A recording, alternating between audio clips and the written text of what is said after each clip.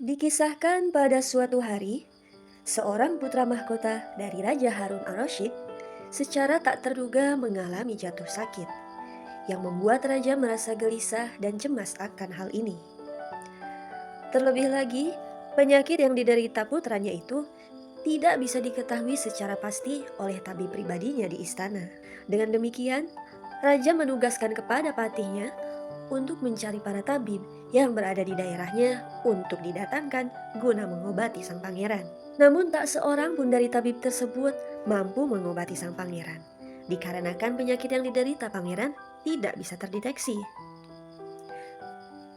Mereka hanya bisa menyimpulkan bahwa pangeran tidak mengalami sakit apa-apa, karena memang tidak ada gejala atau tanda-tanda yang bisa ditemukan dalam tubuhnya. Terlebih lagi, sang pangeran tidak mau bicara terbuka tentang sebab-sebab awal ia jatuh sakit. Atas hal apa yang menjadi kenyataan ini, sang raja tidak putus asa.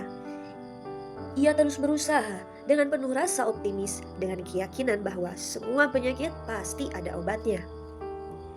Hingga pada akhirnya, sang raja mengadakan sayembara, berharap salah satu dari mereka mampu menyembuhkan sang pangeran, yang dibuka untuk semua kalangan, yang isinya adalah siapa saja yang mampu mengetahui penyakit pangeran dan mampu mengobatinya, ia akan diberi hadiah cincin permata dan barang berharga lainnya. Maka dari sejak sayembara ini disebarkan, banyak tabib-tabib berduyun-duyun datang ke istana raja untuk mendaftarkan diri menjadi bagian yang ikut menyembuhkan sang pangeran. Namun, upaya itu pun tak membuahkan hasil. Mereka beralasan sang pangeran tidak mengalami penyakit luar. Ada kemungkinan ini penyakit batin, namun tidak bisa diketahui secara pasti penyakit batin apa yang dialami sang pangeran. Disinilah sang raja mulai mendapatkan sedikit pencerahan, yang kemungkinan penyakit itu akan segera terbuka dengan seiring waktu dan ikhtiarnya. Sampailah pada suatu ketika, sahabat Abu Nawas yang mengetahui sayembara ini dengan segera mendatangi rumah Abu Nawas. Sahabatnya berharap Abu Nawas mau membantu keluarga sang raja dari kesulitan dan kesusahan yang dialaminya saat ini. Mendengar hal ini, Abu Nawas pun bersedia membantu. Namun bukan karena ingin meruap hadiah yang menggiurkan, tapi ia membantu menghilangkan kesusahan orang lain sebagaimana hadis Rasulullah yang ia ketahui. Barang siapa yang menghilangkan kesusahan dan kesulitan orang lain, maka Allah akan menghilangkan kesusahan dan kesulitannya di akhirat. Singkat cerita, Abu Nawas pun sampai di istana raja. Langkah demi langkah ayunan kakinya beriringan dengan doa yang dipanjatkan, serta tekad dan ketawakalan yang ia selalu amalkan. Abu Nawas menyadari bahwa ia bukanlah seorang tabib. Namun, orang-orang yang melihatnya selalu kagum melihat Abu Nawas dalam memecahkan sebuah masalah walaupun dengan cara yang nyeleneh sekalipun. Dikarenakan ia tak membawa satupun peralatan untuk pengobatan, para tabib pun tercengang melihat Abu Nawas dengan keberaniannya dan agak sedikit meragukan kemampuannya. Mereka berbisik dalam hatinya, apakah mampu orang ini menyembuhkan orang sakit dengan tangan kosong? Sedangkan sudah banyak tabib terkemuka sekalipun tidak menyanggupi untuk mengetahui penyakit apa yang diderita sang pangeran.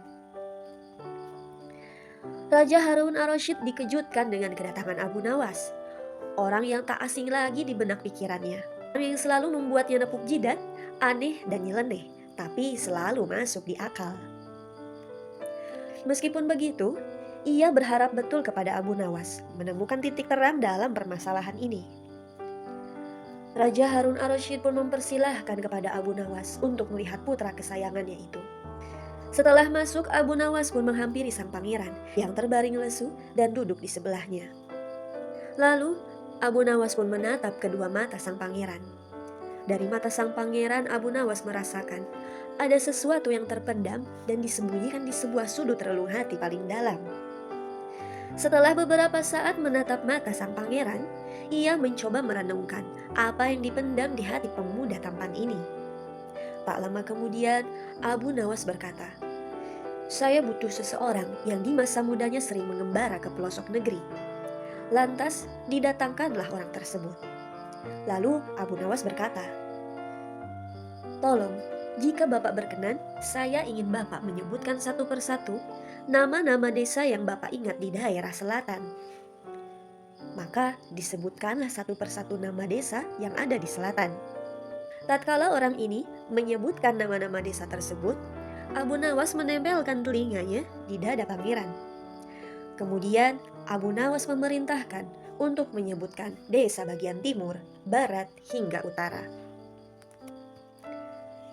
Setelah satu persatu desa itu disebutkan, Abu Nawas meminta izin kepada raja untuk mengunjungi desa bagian utara.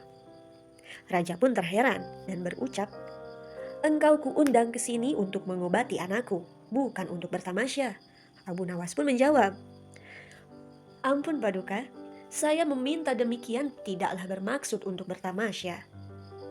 "Lantas untuk apa? Aku tak mengerti apa yang kau maksud," ucap sang raja. Abu Nawas pun menjelaskan, "Maafkan hamba, Paduka yang mulia. Kurang bijaksana rasanya bila hamba jelaskan sekarang. Paduka raja tidak usah khawatir. Tiada lain dan tiada bukan, ini demi kesembuhan sang pangeran," kata Abu Nawas. Mendengar jawaban Abu Nawas pun, sang raja memberikan izin kepada Abu Nawas, sekaligus memberikan bekal untuk kebutuhan selama dalam perjalanan. Abu Nawas pergi selama 2 hari. Ia berkelana di desa utara, mencari tahu nama orang-orang tertentu yang ada di desa tersebut. Sekembalinya selama 2 hari, Abu Nawas pun kembali menghadap sang Raja Harun ar-Rasyid untuk menjelaskan apa yang telah terjadi dan apa yang dialami sang pangeran sebagai anak kesayangannya. Di hari yang sama nampaknya Raja Harun ar-Rasyid sudah tak sabar menunggu dengan kabar apa yang dibawa Abu Nawas selama 2 hari kepergiannya.